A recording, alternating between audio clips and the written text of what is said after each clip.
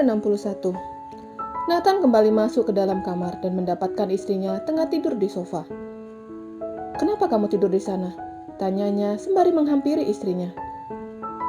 "Lalu aku tidur di mana?" tanya Putri balik. "Apa kamu tidak bisa melihat ada kasur besar di sana?" tunjuk Nathan ke arah tempat tidur. "Iya, aku tahu ada kasur besar di sana. Tapi aku khawatir kalau kamu menerkamku seperti tadi," sahutnya. "Aku janji, tidak akan melakukan itu tanpa mendapatkan izin darimu," ujarnya. Putri langsung menatap suaminya, mencari kebenaran dari bola mata suaminya. "Ini bukan akal-akalanmu saja, kan?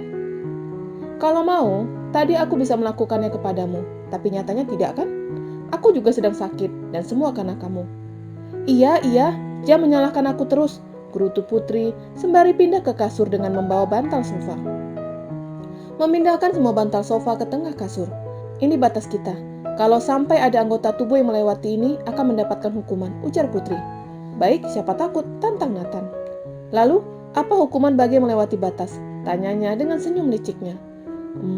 Putri terlihat sedang berpikir. "Begini saja, bagaimana kalau melakukan pelanggaran akan mendapatkan hukuman berupa..." Nathan mulai berpikir licik. "Hukuman apa?" Putri penasaran. "Yang kalah harus menerima semua yang diminta yang menang." "Kita bukan sedang bertanding," protes Putri. "Iya, kita bukan sedang bertanding, tapi aku menyebutkan yang melanggar disebut yang kalah, dan yang tidak melanggar menjadi pemenangnya. Bagaimana?" Putri mengerutkan dahinya sembari berpikir. Tapi ini adalah kesempatan untuknya meminta cerai ke Nathan kalau dia menang. "Semua permintaan?" tanya Putri kurang yakin. "Iya, semuanya," sahut Nathan tersenyum bahagia. Putri mengambil ponselnya. "Ulangi lagi," titah Putri. Nathan mengulangi semua ucapannya barusan, dan Putri mulai merekam. "Baiklah, aku setuju. Aku tidur tidak banyak gerak. Tapi tidak tahu denganmu," ujar Putri tersenyum, dan dia yakin akan menang. "Ini bukan berlaku hari ini saja, tapi sampai selamanya," jelas Nathan yang berharap istrinya terus tidur di kasur bersamanya. "Maksudnya?" Putri bingung. "Peraturan tetap berlaku, walaupun malam ini tidak ada yang melakukan kesalahan," jelas Nathan. "Baik, aku setuju," sahut Putri sembari naik ke atas kasur dan tidur. "Akhirnya, aku bisa tidur pulas malam ini," gumamnya sembari menutup matanya. "Belum tentu, Putri. Kamu tidak tahu ada aku di sebelahmu." Nathan naik ke atas tempat tidur, dan dia langsung memeluk bantal sofa yang ada di tengah-tengah mereka. "Hei, kamu melanggar peraturan," ujar Putri sembari menepuk kaki suaminya yang telah melewati batas. "Belum, tadi masih pemanasan," sahutnya sembari menarik kakinya agar tidak melewati batas. Dia memandang wajah istrinya yang sedang menatapnya. "Jangan menatapku seperti itu." "Lalu, aku harus menatapmu seperti apa? Apa aku menatapmu dengan cara melotot?" Nathan membulatkan matanya, dan Putri tertawa melihat itu. "Ah, sudahlah, aku mau tidur," ujar Putri membelakangi suaminya. Nathan masih memandangi istrinya, walaupun hanya rambut istrinya yang terlihat, tapi itu sudah cukup untuknya. Karena sudah malam, jadi biarkan dia tidur nyenyak. Dan besok aku harus memikirkan cara agar menang, gumamnya sembari menutup matanya. Cahaya indah masuk menerpa wajah dua insan yang tertidur dengan pulas. Putri mengerjapkan matanya, dan dia kaget karena tangannya telah melewati batas. "Aduh, bagaimana ini?" Putri bingung. "Mumpung dia masih tidur dan tidak tahu, aku pura-pura tidak melakukan kesalahan," gumamnya sembari turun dari kasur dan langsung ke kamar mandi. Putri membersihkan dirinya di dalam bilik kaca. Nathan baru saja terbangun ketika mendengar ada suara bel kamar berbunyi. Dia menoleh ke arah samping, tidak menemukan keberadaan istrinya. Nathan turun dari kasur dan hanya memakai kimono tidur untuk menutupi sebagian tubuhnya yang kekar. Di depannya telah berdiri Oma Stacy dan maminya. "Mau apa?" tanyanya dengan suara khas bangun tidur. "Bagaimana keadaan kamu?" tanya maminya sembari meletakkan telapak tangan di dahi anaknya. Nathan buru-buru menepis tangan maminya. "Aku tidak apa-apa," sahutnya sembari masuk ke dalam kamar diikuti mami dan Oma Stacy. Kedua wanita itu dapat melihat banyak bantal sofa di atas kasur, dan mereka yakin jika Putri dan Nathan tidak akur. Nathan mengetahui jika kedua wanita itu sedang memperhatikan pembatas yang dibuat istrinya. "Apa kalian baik-baik saja?" tanya Oma Stacy. "Maksud Oma?" tanya Nathan balik. "Itu?" Oma menunjuk ke arah pembatas itu. "Tentu kami baik-baik saja." Putri sengaja meletakkan bantal di sana agar dia bisa tidur di atas badanku, sahutnya asal. "Kamu sakit apa, Nathan?" tanya Mami Naomi mengalihkan pembicaraan.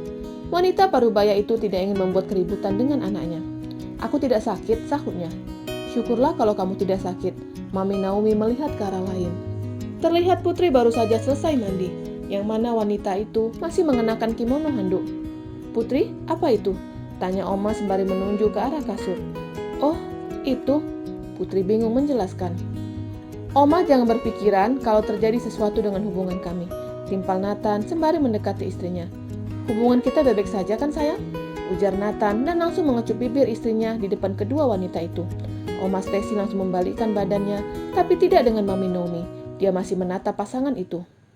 "Aku tahu, ini hanya akal-akalan kalian untuk menunjukkan kepadaku kalau hubungan kalian baik-baik saja." Mami Naomi masih menatap pasangan itu. Sebenarnya dia risih, tapi dia harus membuktikan dengan mata dan kepalanya sendiri. Hanya Nathan yang aktif, tapi tidak dengan Putri. Ini sudah jelas semuanya. Nathan masih melumat bibir istrinya, sedangkan Putri membulatkan matanya dan ingin menampar suaminya. "Balas ciumanku, kalau tidak Mami tidak akan pergi," bisiknya sembari melirik maminya dari ujung matanya. Dengan terpaksa Putri membalas ciuman suaminya. Nathan melumat bibir itu dan lidahnya mulai menjelajah ke sana kemari. Dan tanpa disadari, Putri membalas ciuman itu. Melihat ciuman semakin panas membuat Mami Naomi risih. "Ayo Naomi, untuk apa kita di sini? Apa kamu mau melihat mereka melakukan hubungan badan juga?" bisik Oma dalam keadaan membelakangi Nathan dan Putri. Akhirnya Mami Naomi dan Oma keluar dari kamar. Tapi pasangan itu masih berciuman, bahkan Nathan menaikkan ritme ciumannya. "Ahem!" suara seseorang mengagetkan Putri. Dia buru-buru membuka matanya dan melihat ke arah pintu, yang mana pintu kamar masih dalam keadaan terbuka. Terlihat ada Andre berdiri di depan pintu sembari tersenyum. Putri mendorong suaminya dan mengakhiri ciuman itu. Dia langsung ke kamar mandi, sedangkan Nathan tersenyum puas karena dia telah melakukan kemajuan. Nathan mengusap bibirnya dengan jari-jarinya, menoleh dan menghampiri Andre. "Kenapa kamu menggangguku?" protesnya. "Kalau kamu tidak datang, pasti aku dan Putri sudah melakukannya," ujarnya. "Kalau kamu tidak heran, di mana ada kesempatan, pasti bisa melakukan itu. Tapi apa kamu tidak lihat pintu kamar terbuka? Kalau pelayan lihat bagaimana?" jelas Andre. Di dalam kamar mandi, Putri memukul bibirnya secara berulang. "Kenapa aku membalas ciumannya?" gerutunya. "Ah, tidak!" Putri terus saja mengutuki kebodohannya. "Jangan terpikat bujuk rayunya Putri, dia pria berbisa," gumamnya sembari menatap ke arah cermin. Tapi di dalam benaknya terus memutar ciuman hangat yang diberikan suaminya. Berbeda pada saat malam hilangnya perawannya. Nathan melakukan dengan sangat kasar. Tapi pagi ini, pria itu menciumnya dengan lembut, bahkan membuatnya bergidik ketika menikmati ritme ciuman itu. "Tidak!" teriak Putri menyesali kebodohannya. "Kamu dengar?" ujar Nathan sembari menunjuk ke arah pintu menuju arah kamar mandi. "Dia sedang teriak, dan aku yakin dia pasti akan marah," ujar Nathan lagi. Tidak berapa lama Putri keluar dari kamar mandi, masih menggunakan kimono handuk. Dia menghampiri suaminya yang sedang berdiri di depan pintu kamar. "Kamu keterlaluan!" teriaknya marah. Tapi melihat wajah Andre tersenyum, membuat Putri kembali ke kamar mandi. "Ah, malunya aku!" gerutunya di dalam kamar mandi. "Pasti Andre akan berpikiran kalau aku menyukai Nathan," gerutunya. "Putri malu," ujar Andre, "dan kamu pria muka badak," ejek Andre. "Hahaha," Nathan tertawa. "Tapi aku lebih tampan dan lebih beruntung darimu," ejek Nathan balik. "Iya, kamu sangat beruntung. Pria bejat sepertimu bisa mendapatkan wanita perawan. Seharusnya kamu mendapatkan wanita yang sama bejatnya sepertimu. Tapi di luar perkiraan, kamu mendapatkan perawan." "Aku menang banyak," ujarnya senang. Sementara itu, Nico mendapatkan panggilan dari temannya yang berprofesi sebagai dokter. "Aku tidak bisa membunuhnya," ujar dokter itu. "Kenapa?" Nico penasaran. "Karena aku tidak menangani Nadia lagi," sahutnya. "Ah, gawat. Kalau sampai dia sadar dan mengatakan aku pelakunya bagaimana?" Nico marah. "Maaf Nico, aku hanya bisa melakukan sampai sini," sahut dokter itu dan menutup panggilan secara sepihak. "Tidak!" teriak Nico. "Aku harus memikirkan cara untuk menyingkirkan Nadia," gumamnya sembari berpikir dengan menatap ponselnya. "Aku tahu siapa yang bisa aku manfaatkan," gumamnya sembari menyimpan rekaman itu. Nathan masuk ke dalam kamar mandi tatkala istrinya sedang menatap ke arah cermin. "Mau apa kamu?" tanyanya ketus. "Mau mandi," sahut Nathan sembari membuka kimono tidur yang digunakannya. Putri dapat melihat tubuh suaminya yang sempurna dari balik cermin.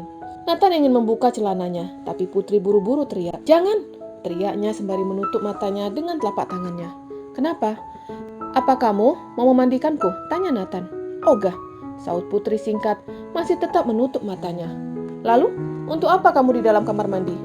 Atau kamu ingin ciuman itu lagi?" ujar Nathan yang mulai mendekat. "Minggir!" Putri mendorong suaminya dan berlari keluar dari kamar mandi. Dia mengintip ke arah luar mencari keberadaan Andre. "Syukurlah pintu sudah tertutup," gumamnya sembari membuka lemari. Putri mengambil dan memakai dalamannya, lalu membuka kimono handuknya dan memakai bra. Ketika ingin merekatkan bra itu, tiba-tiba ada tangan yang merekatkan bra miliknya. "Ah!" teriak Putri kaget, sembari membalikkan badannya. Nathan sedari tadi berdiri di belakang istrinya. Melihat istrinya hanya memakai bikini bottom, membuat pria itu menelan salivanya. Putri mundur beberapa langkah, tapi badannya terbentur dengan lemari. Dia menggeser tubuhnya ke samping, tapi ada tangan suaminya di sisi kanan dan kirinya. "Nathan, jangan macam-macam," Putri menuding suaminya sembari menarik kimono yang ada di lantai dengan kakinya. "Aku hanya satu macam," sahutnya dengan nafas yang sudah ingin memburu istrinya. Bersambung.